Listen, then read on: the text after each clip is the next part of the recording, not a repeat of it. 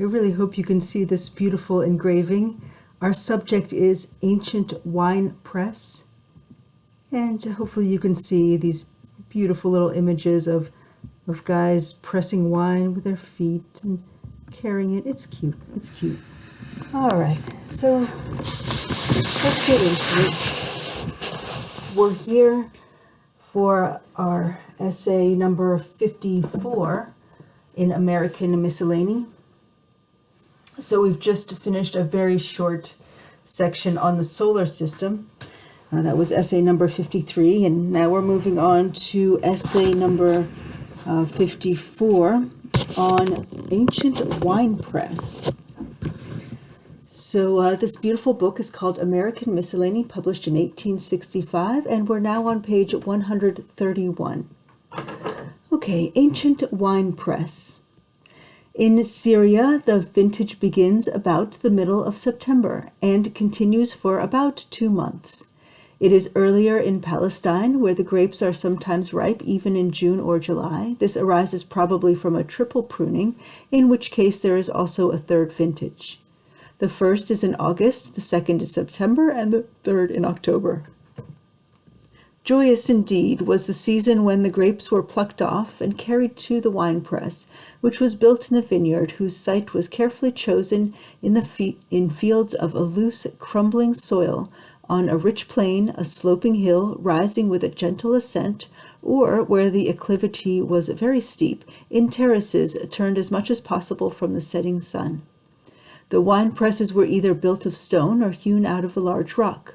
The grapes were thrown into the upper part to be trodden by the men, and the juices flowed out into receptacles beneath, as appears from the engraving.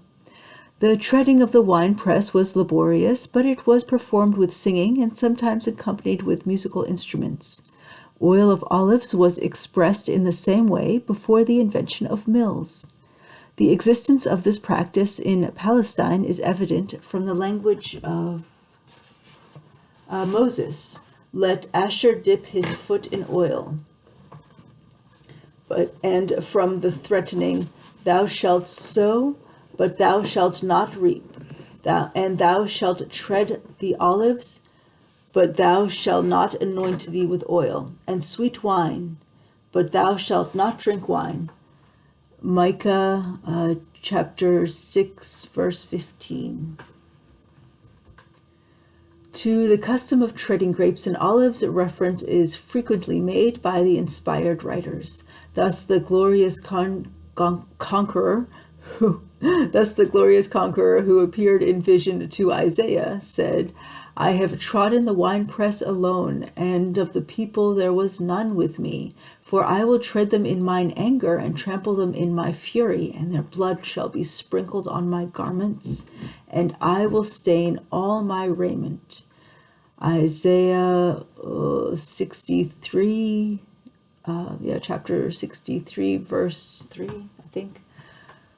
As the clothes of the treaders were sprinkled with the juice of the grapes, so were the garments of the Redeemer with the blood of his enemies, who were as easily and completely crushed by his almighty power as are the full ripe clusters of the vine beneath the feet of men. Tasty.